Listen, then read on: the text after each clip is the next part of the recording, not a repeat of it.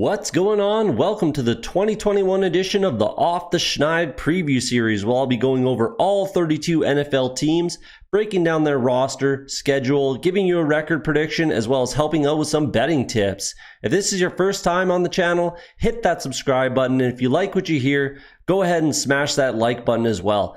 Don't forget to check the description for links for the Off the Schneid social media and interact with me directly. I want to give a massive shout out to OurLads Scouting Services and OurLads.com, as all roster and depth chart graphics are straight off their site. If you've never been, go check them out immediately. I use their site for all NFL, fantasy, and betting purposes, and there's a link in the description for their site.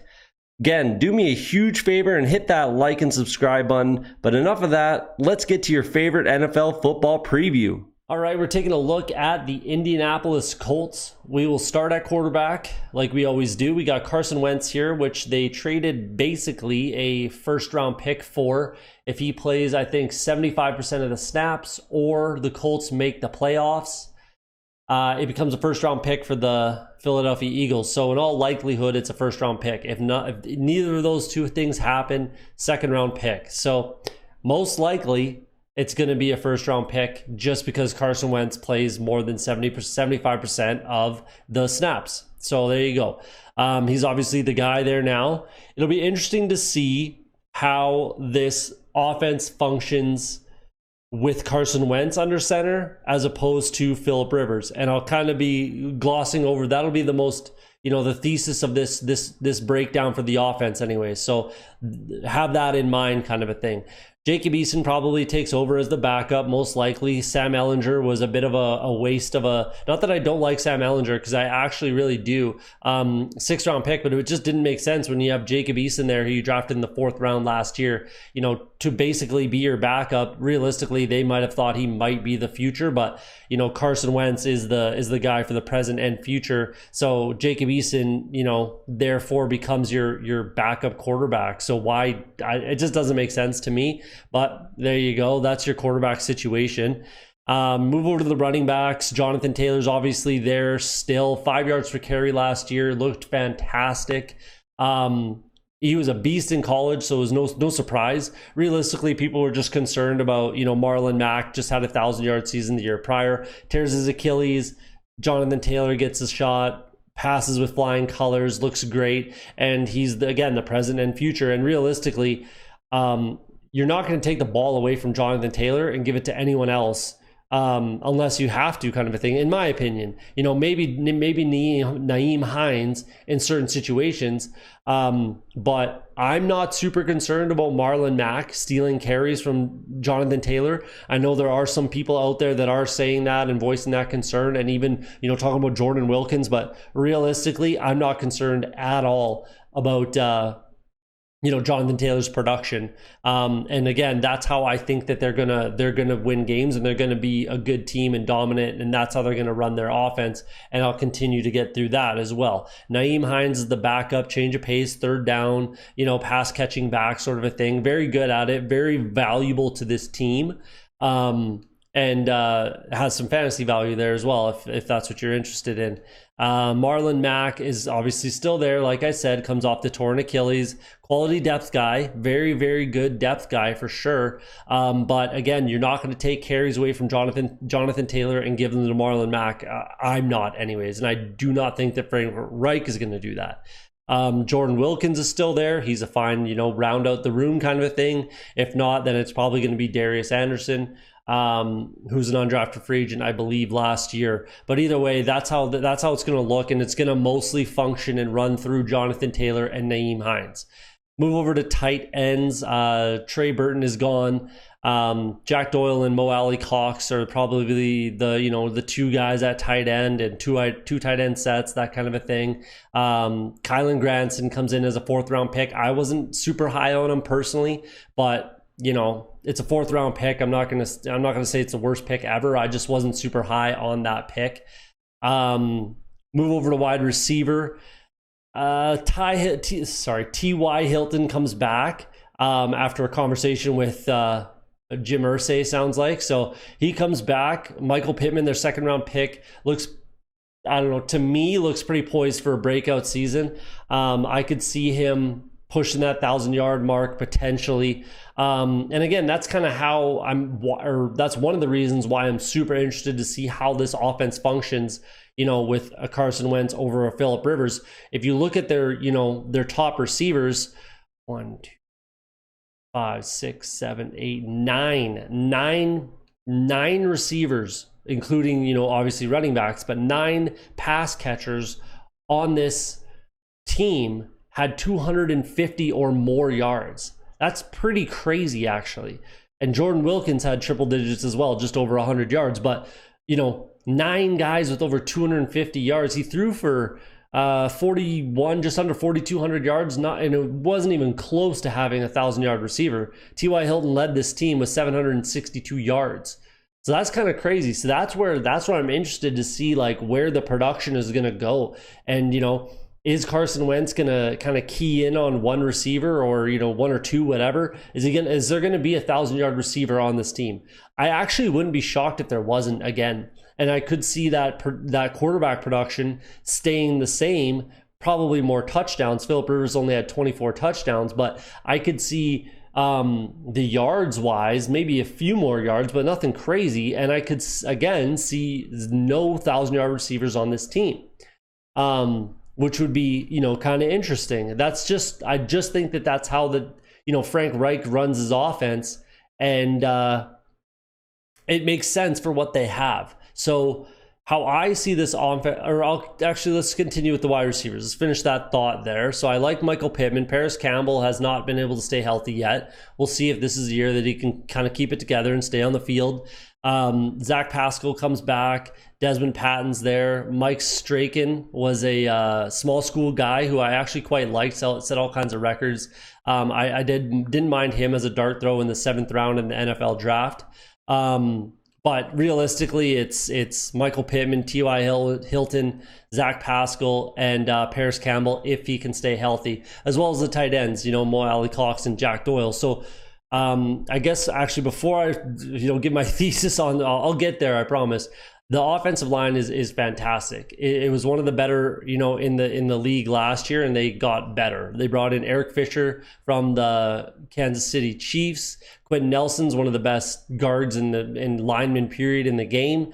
Ryan Kelly is fantastic. Braden Smith is very good. Mark Lewinsky is just fine. And then they got Sam Tevy and Julian Davenport as well as depth guys. Sam Fries, is it Fries or Fraze? I can't remember. I think it's pronounced weird, but him and Danny Pinter. So they have some depth there, realistically. Like, you could easily kick Sam Tevy and or Julian Davenport inside if you had to. Swing tackles as well, that kind of thing. So they got some depth. They're just fine. So how do I think they're going to run this offense? Realistically, very, very, very similar to last year. Run the ball, hand it off to Jonathan Taylor. How many?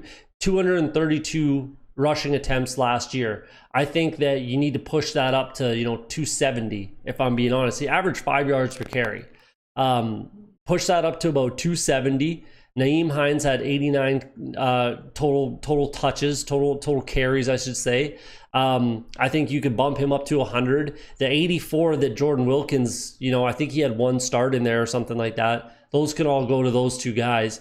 Marlon Mack will obviously get a couple, but again, if I'm running this team, if I'm running this offense, which is now run by Marcus Brady, former CFL guy, former CFL quarterback, former quarterbacks coach, I run the ball. I run the ball with Jonathan Taylor 20 times a game. You know what I'm saying? At least. And then I get Nyheim Hines in there rolling, get him catching some passes as well. And a lot of play action, that kind of a thing. That's how I run it. I mean, the offensive line is fantastic.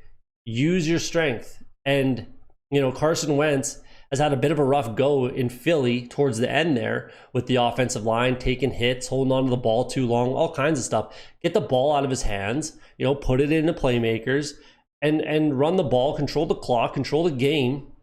And you're going to win a lot of ball games. Play good defense. That's how I see it. But either way, let me know what you think in the comments on that. We'll move over to the defensive side of the ball, which they made some interesting and confusing to me decisions as far as the defense is concerned. Doesn't look like they're bringing back Justin Houston. So Justin Houston and Denico Autry, who had 15 and a half sacks total combined, are now just gone, and they could have brought back both of them. And Denico Autry is now with the Titans. Justin Houston is still unsigned and I think should go to the Chiefs. It just didn't make tons of sense to me when that looks to be something that might be a weakness in my opinion, unless Kwity Paye comes out and first round pick this year, Kwity Paye comes out and has double-digit sacks, which is possible. I don't particularly think that's a thing, but it is possible. Their second round pick, Deo Odeingbo, that was another one, didn't make tons of sense, especially in the second round. He's not going to play for the first, probably 6 games at least. He'll probably start on the pup. Didn't make a ton of sense to me. Taquan Lewis, I don't mind. He had 4 sacks last year, and he's progressing. He might be that guy that kind of takes over as well. Kamiko Toure wasn't healthy all year. DeForest Buckner's obviously, kind of the heart and soul of that line. He's very, very, very good. One of the better interior rushers in the game as well, but he plays in a different defense than a lot of those interior rushers that are very good, like J.J. Watt, obviously Aaron Donald, Jared Grady, guys like that, or Grady Jarrett, sorry, guys like that. He plays in a 4-3, and he's an inside rusher kind of thing, so it's a little different and it's interesting, but he's very, very good regardless, and he would excel in any defense regardless. So there you go. Move back towards the secondary. Bobby Okereke and Darius Leonard, I really like both those guys as linebackers. Zaire Franklin looks like he might, be able to be that third guy. I think that he's pretty much just fine. I think that is to me a step down from Anthony Walker, but we'll see. We'll see if he can do it, and if you got to give somebody a full-time role there realistically, whether it's Zaire Franklin or, Matt Adams. I don't know. I like Malik Jefferson too. He's another guy. So maybe EJ Speed, maybe, I don't know. You got to figure it out. Those two are locked in, Okereke and Darius Leonard. Let the rest of them play in the preseason, see who the best guy is, get them some reps and take it from there. Move back to the secondary. Safeties are in an okay spot. I don't mind what they have there. They got a lot of guys, and that's another one where it's, let them play and see who the best guy is, and the best guy's going to play. I think Julian Blackman is going to be one of those guys. But between George Odom, Ibrahim Campbell, Kari Willis, Sean Davis, also a 5th-round pick this year, and then another Sean Davis that was from the Pittsburgh Steelers. He's there as well. He can play. So, they got some depth there. They got some playmakers. They're okay at safety, in my opinion. Realistically, they could add, I liked Malik Hooker here a lot, but he just couldn't stay healthy a little bit. He got hurt a few times. It just didn't really work out for him. But they could use a guy like that, as long as he stayed healthy, kind of thing. Like, if you get what I'm saying. Corners, I think they're going to have a tough time against the pass. I really, really do. I think against the run, they'll be okay. But against the pass, I think they're going to have a hard time. I really do. I just am not a huge believer in Rock Ya-Sin. I'm definitely not a huge believer in Xavier Rhodes at all. Kenny Moore is very, very good. I'll give them that. Kenny Moore is fantastic. TJ Carey, I'm not jumping up and down about. Realistically, they're in a tough spot, in my opinion, in the secondary. I think that's absolutely going to be their weakness, which kind of, again, leads to why they should run the ball more. You know what I mean? Run the ball more, cut the clock in half, cut the game in half, that kind of a thing, and control it. Control the clock, control the game, control the pace, tempo, all that kind of stuff. That's how I look at this team. If I'm being honest, that's how I look at this team, and that's how I kind of attack opposing teams. So there you go. Let me know what you think in the comments on that one. Let's flip over and see what I project them to do record-wise in 2021. I do not think that the Colts will get this division this year. I really don't. It's close, but I definitely like the Titans to repeat here.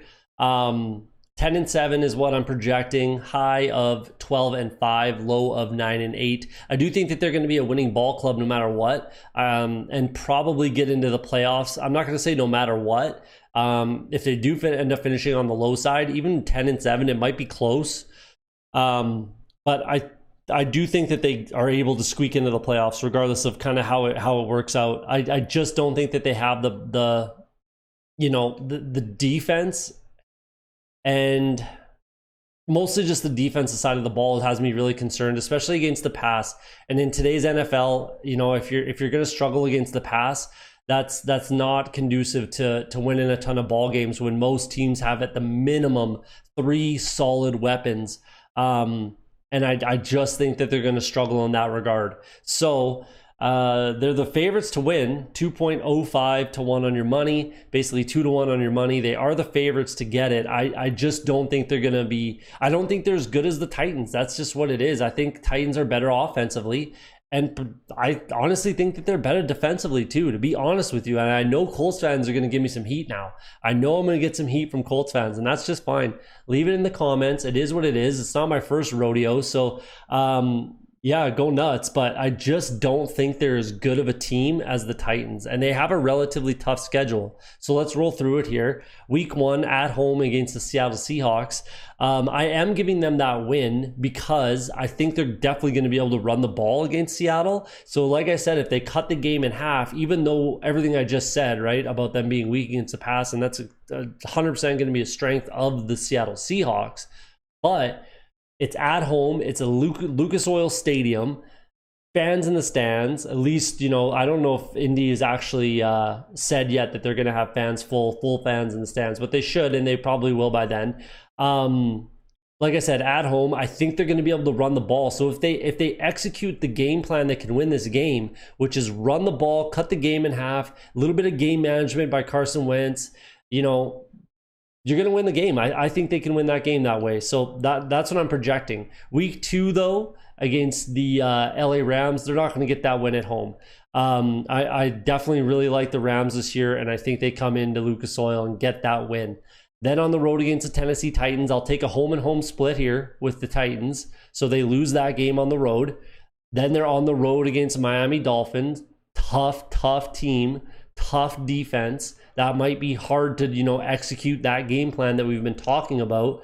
So that's a toss-up game. That's a low-high my. I think that the Dolphins can absolutely beat this team at home, especially. So there you go. Then on the road against the Baltimore Ravens, you're facing, that's a tough stretch, man. Like, that's a really, really tough stretch of games for their first 5 games. All teams that are potential playoff teams, most likely, right around there.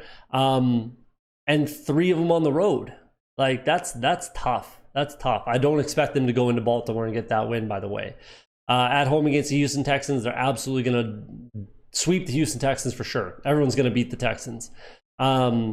At the San Francisco 49ers, that is a tough game, obviously, especially on the road. What the Colts are probably, again, what I'm projecting them to do offensively, that's very similar to what the 49ers do offensively. I just think that the 49ers do it better, and they have a better defense, especially at home. 49ers get that win. At home against the Tennessee Titans, like I said, home and home split, so they get that win. Short week at home against the New York Jets, absolutely get that win against the Jets, not concerned there. At home against the Jacksonville Jaguars, they get that win. They probably sweep the Jags and the Texans, sorry. So there you go. On the road against the Buffalo Bills, tough game, not a game that they're going to win, I'm sorry. At home against the Tampa Bay Buccaneers, another game that they are not winning, I'm sorry. The Bucs are just a much better team all around, and it's not even close. On the road against Houston Texans, they absolutely get that win.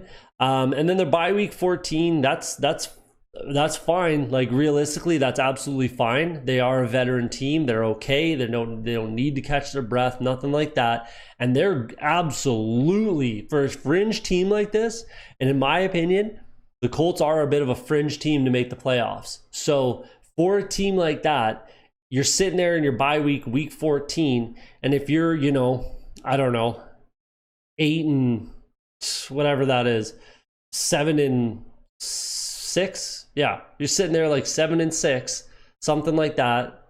Even call it 6-7.